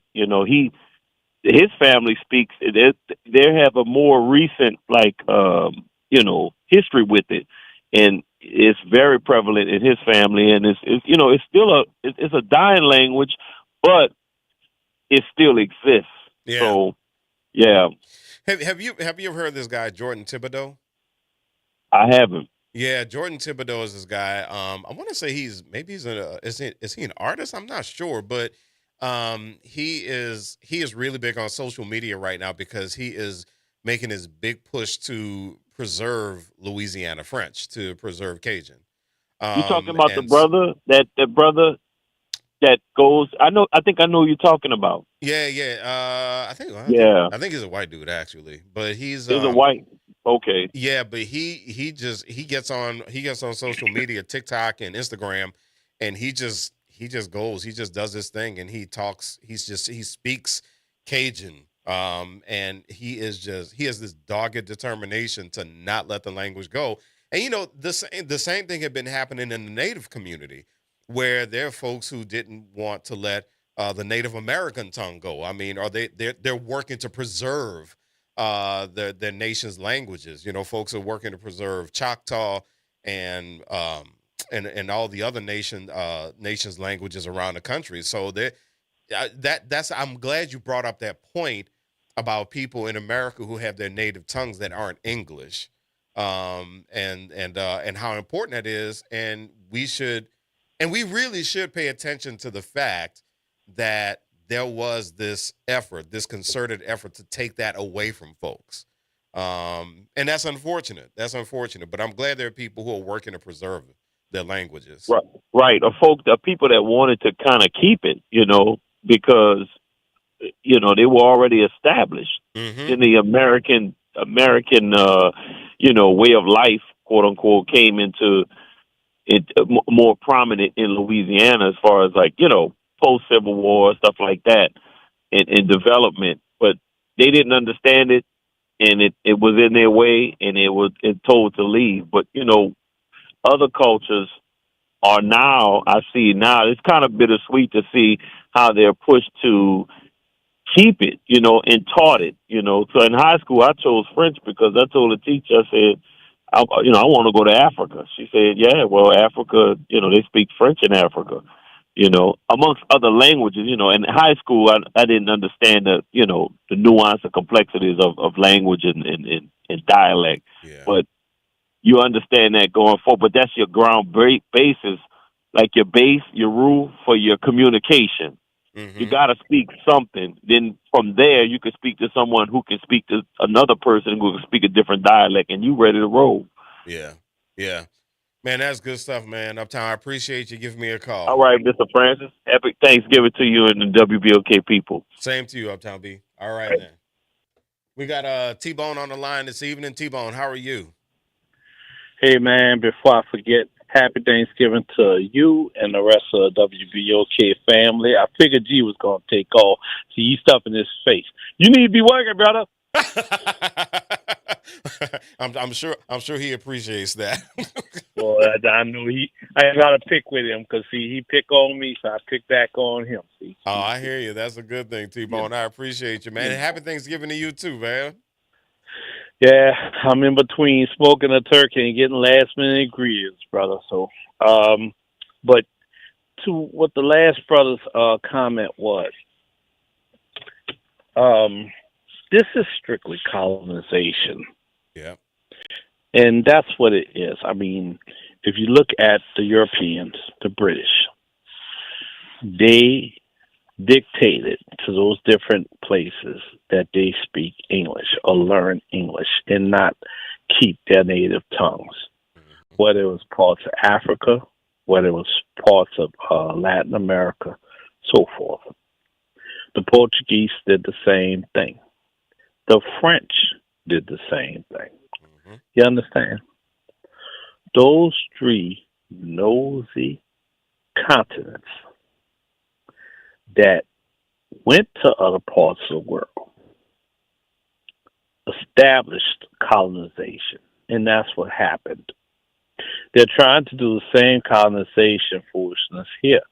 Mm-hmm. There's different people from different backgrounds. Yeah, some people want to act like, there should only be one language. Well, why?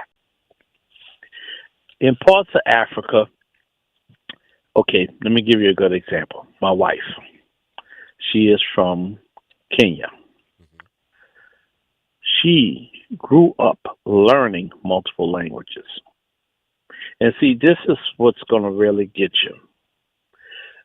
See how the education system is being devalued even worse than it already was. Oh, yeah. We're making it worse by saying there's only going to be one language. Yep. my wife, from what is equivalent to kindergarten, learned 3 languages: her native tribal language, Swahili, and English. Because she had that linguistic root, okay, right now she can learn any other language, and we in our 50s. She's learned French, and now she's starting to get good at Spanish. We just came back from trips to France and Spain, and both of us understood some of the speak. We weren't fluent, but because of her influence on me learning languages, and because she was teaching herself languages through different apps and stuff, we were not totally in the dark what these people said.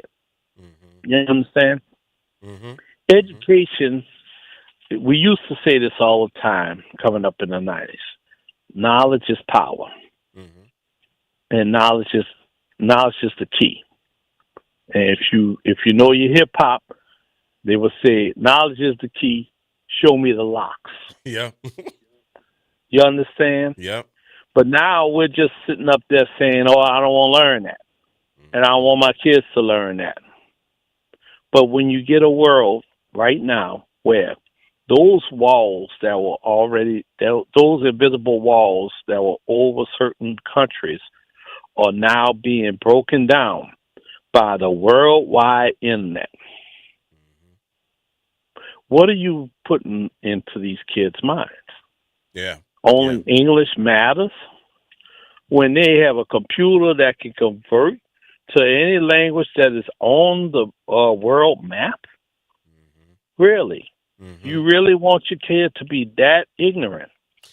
And listen, I mean, you have these people who have pushed back against globalization. Yeah. And look at how it has robbed generations of people who could have been doing really good business around the world. I mean, I think about the fact that my son actually is taking Japanese right now. Because he has this he has this affection for manga, and he wants to be able to do business in Japan. And so, and I'm very proud of him for that. I am so proud of him for doing that. I'm not gonna lie though, that Japanese is whipping his butt, but he is giving it a go. He is really giving it a go. But our kids really should be able to learn multiple languages as a way to be able to be able to deal with multiple cultures around around the world. Right. And that's what I want for this next generation. I guarantee you, the people that are trying to dictate the doctrine that English should be the official language that are rich, they're not just doing business here. They're doing business abroad. Oh, yeah. And they have to know a little something to talk to these people, because guess what? When you go to China, you go to Japan, you go to other parts of the world, they're learning English. And some of them expect you to know their language so that you can talk business. Absolutely. And if you can't talk business with them in their tongue, guess what? They're not doing business with you. Trump is not the smartest person in the world, but he's definitely got business around the world. Oh, yeah. Yeah.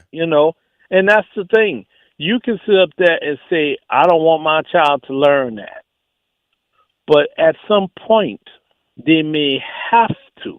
And if you don't let them start early, it's going to be harder for them to learn it when they get older. That's the thing. We need to stop denigrating the education system and start embracing it. I mean, it's just ridiculous how teachers are the lowest paid people throughout the nation. But we expect them to do the most. We expect them to rear our kids, teach our kids no matter what's going on with them or what's going on at home, and not quit. Yeah. Yeah. And you also expect them to put supplies in the schools because they're not getting money for different supplies. That's ridiculous. And then you make it even worse by taking money from the department. What kind of world are we trying to start here? Absolutely. Do we really want our children to just come out the womb and start working in coal mines again? Listen, I say this all the time that I'll tell you this really quick story. You know, I got a friend who would send me these pieces every day about what's happening with the administration. He would doom scroll and he was like, oh man, look what's happening.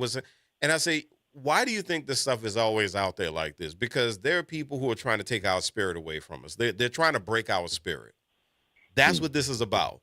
And doing things like attacking education, that's about locking people out of opportunities.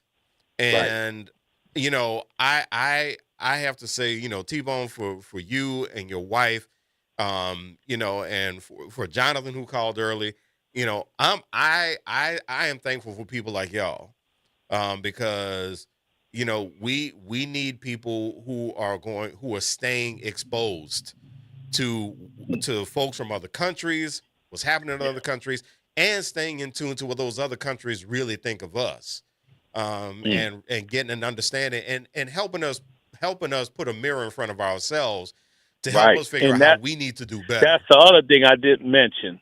You know that the world already didn't have a positive picture of the United States before. No. Now we look even more ignorant. No, we look crazy. We look crazy. Yeah. We look straight crazy. We do. People think that we're the greatest nation in the world and everybody wants to be like us. No. As a matter of fact, they had a negative outlook about us before Trump got into office. Yes. Now it's even worse. It's even worse. It is, man. It is. Well, look, T-Bone, I'm going to run. I thank you so All much right, for the brother. call, man. Enjoy your holiday. You too, man. You have a great one. I really appreciate you. And I do thank y'all for the calls, man. I mean, again, if you have something that you're thankful for, by the way, 504-582-9422. So let me tell you what I'm thankful for. I didn't say it in this segment yet. All right, character traits that I am thankful for. I'm thankful for my open-mindedness. I am someone who I am someone who loves to understand what's happening around me. I love to understand the people around me. Even if I'm not crazy about them, I still want to understand them. I still want to get an idea. But then I also want to try new things. Open-mindedness is how I've been able to pivot my career, I think, 4 times. I think, maybe 5. But I have always remained open to what the next thing is. I'm also, speaking of which, I'm also thankful for adaptability. I cannot tell you how many times that I've had to change directions and I just had to figure it out and I just had to go. And that's it. And I can't tell you how many people I know who refuse to do that. I can't tell you how many people I know who just refuse to be adaptable and to just be ready to just switch on a dime. COVID showed us that there comes a point in your life when you are going to have to adapt to something and you have no choice whatsoever. Again, I remember sitting there on a college campus, and I'm the communications and marketing director. I'm working on the website for the university, and I'm telling people this website has got to be better, and I'm working. And at some point, somebody asked me, why you work so much on the website? I kid you not, a month later, we got the notice that the country would be on lockdown from COVID. And guess what had to happen? We had to move everything online. Everything. I am so thankful that I am adaptable. And I'm also thankful for my sense of humor. Not trying to be funny. I'm thankful that I can find the humor in so many things because that just saves me from going crazy I don't know how many times. I mean, you got to have your humor. You got to have it. Many thanks to the folks who are on Facebook right now. Cliff Dugard, thank you, Cliff. Appreciate you, man. Appreciate the love. Ed Renault. In the U.S., we only speak American, and we're proud of it. Proud to be an American. And Miguel Gerard.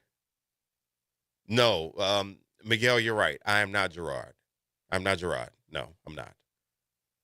Although there have been a couple of times, I don't know how Gerard is going to feel about this, but there have been a couple of times when people have heard me and they've asked me, and they said, I thought you were Gerard. I'm like, no, Gerard doesn't sound as good. You crazy?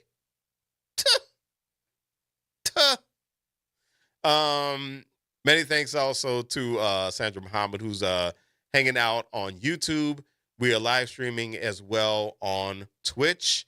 And of course, we have our Facebook folks. Thank you so much for hanging out. I know there are folks who are getting ready for tomorrow. Really, really getting ready for tomorrow. I hear you.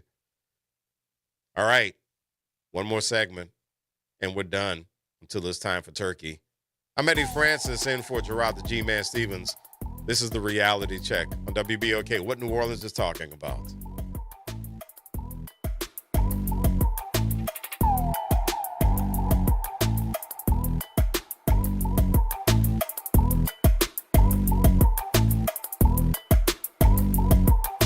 AURN News. A political firestorm in Washington after President Trump launched an extraordinary attack on 6 Democratic lawmakers, all military veterans, who released a video urging service members to uphold their oath. On social media, Trump declared it's called seditious behavior at the highest level. Each one of these traitors to our country should be arrested and put on trial.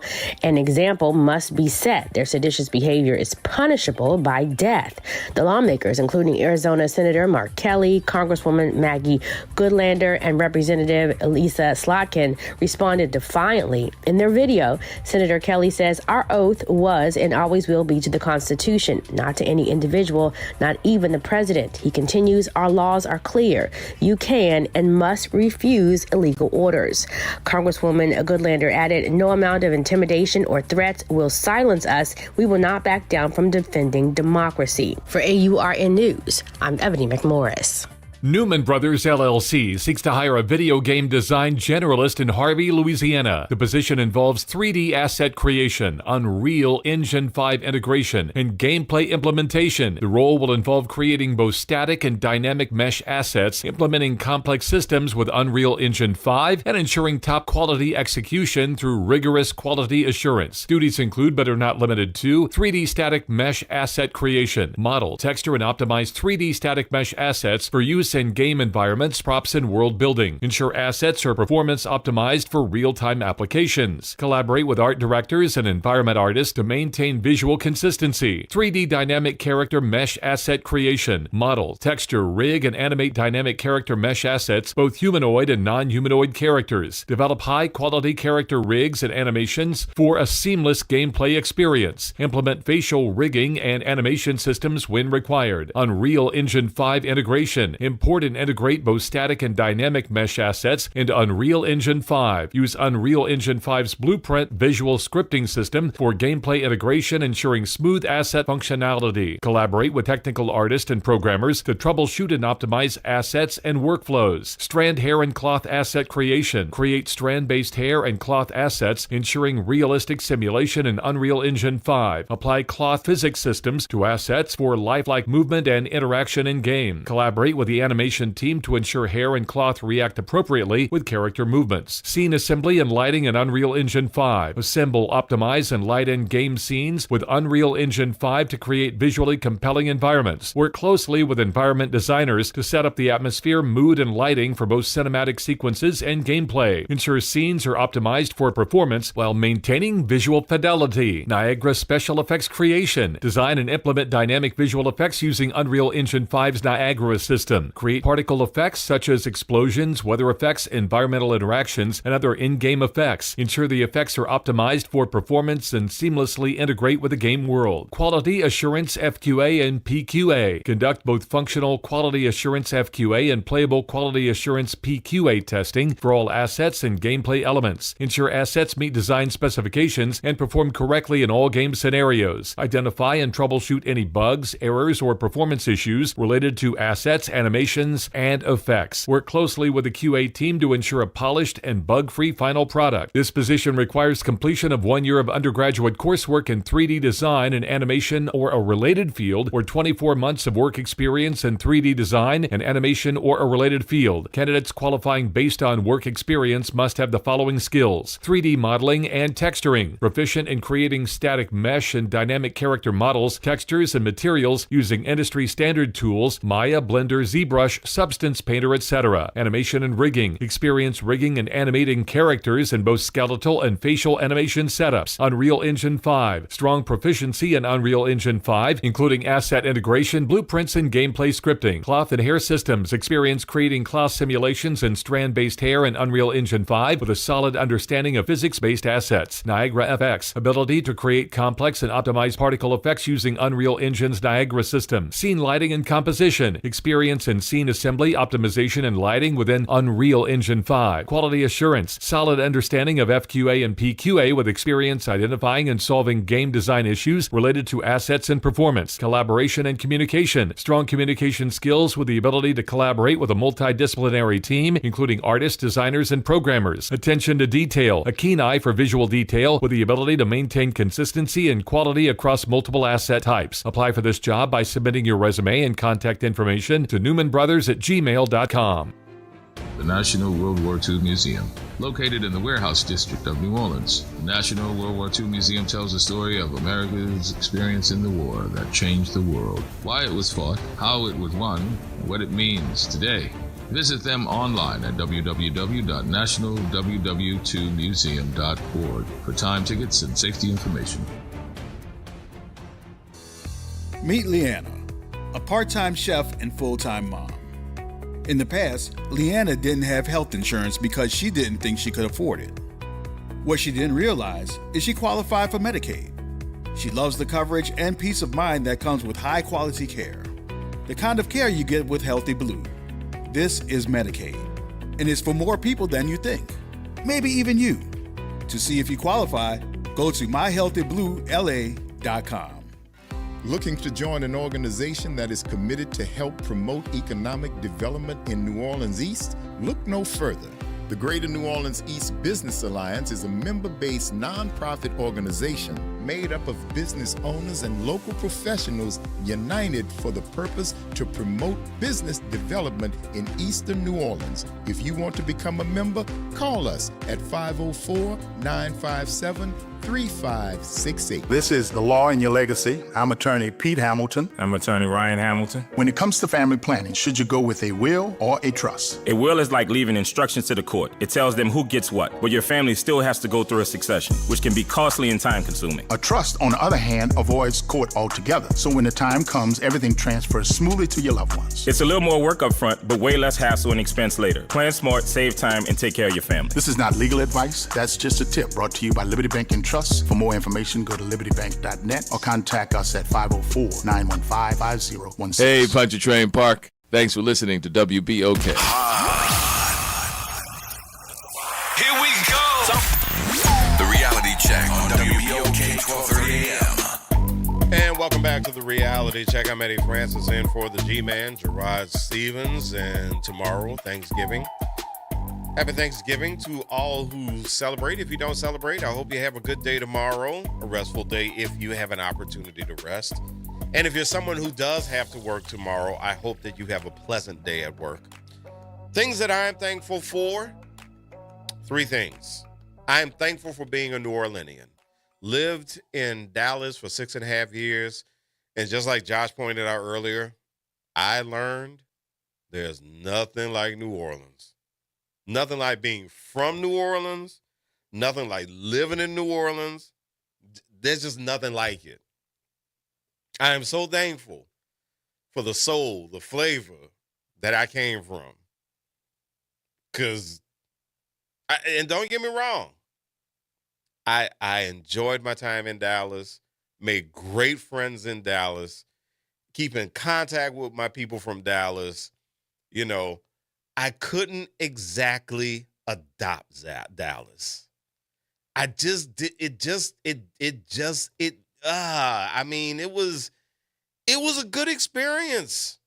I met my wife there. It was a great experience. But there is nothing like being a New Orleanian. So I'm very thankful for being a New Orleanian. I'm also thankful for, and y'all, some of y'all had to get ready for this. You had to get ready for it. So just let this moment happen. I am thankful for being a St. Augustine Purple Knight. It is where I discovered who I am at St. Aug. I discovered my talents at St. Aug. I learned to embrace who I am. I learned to embrace my talents. I learned to be confident as a young black man. And I also learned to compete.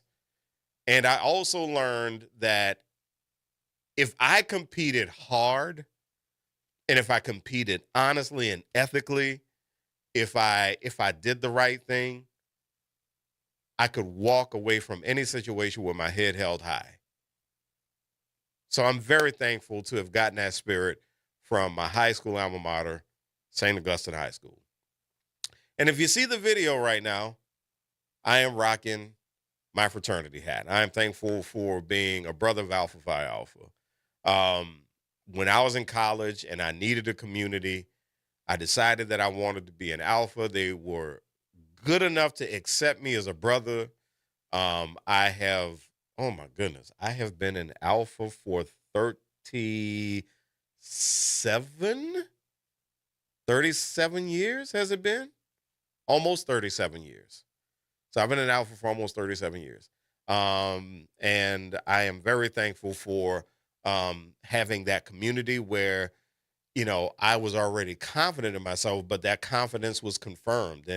But then also being able to be around and learn from so many diverse black men.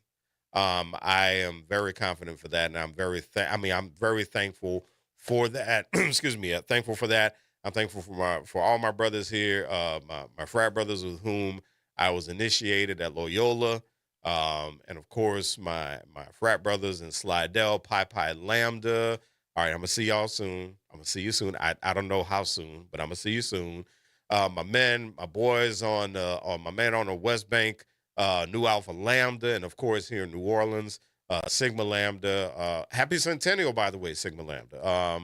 And so I am very thankful. And we have our frat brothers in the river parishes, a new chapter down there, and very thankful for you as well, even though I haven't gotten a chance to hang out with y'all as a chapter just yet, but I'm thankful for that. So you might ask yourself, okay, Eddie, you took this privilege all through the show to tell us what you are thankful for.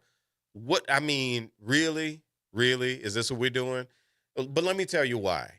This has not been about me. This hasn't been about me talking about what I'm thankful for so you can just hear me run my mouth about it.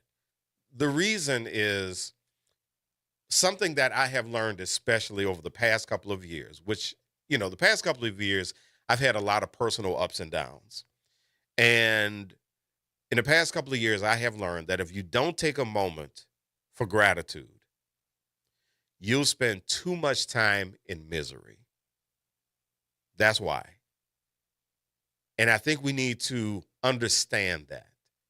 I think we need to take a beat and realize that sometimes when we are talking about how things aren't going right, or why things aren't going right, and when we spend too much time talking about who's done us wrong and all that good stuff, we are missing opportunities to be thankful for what's right there in front of us and what we can do with it to be better personally, better professionally, however you want to be better.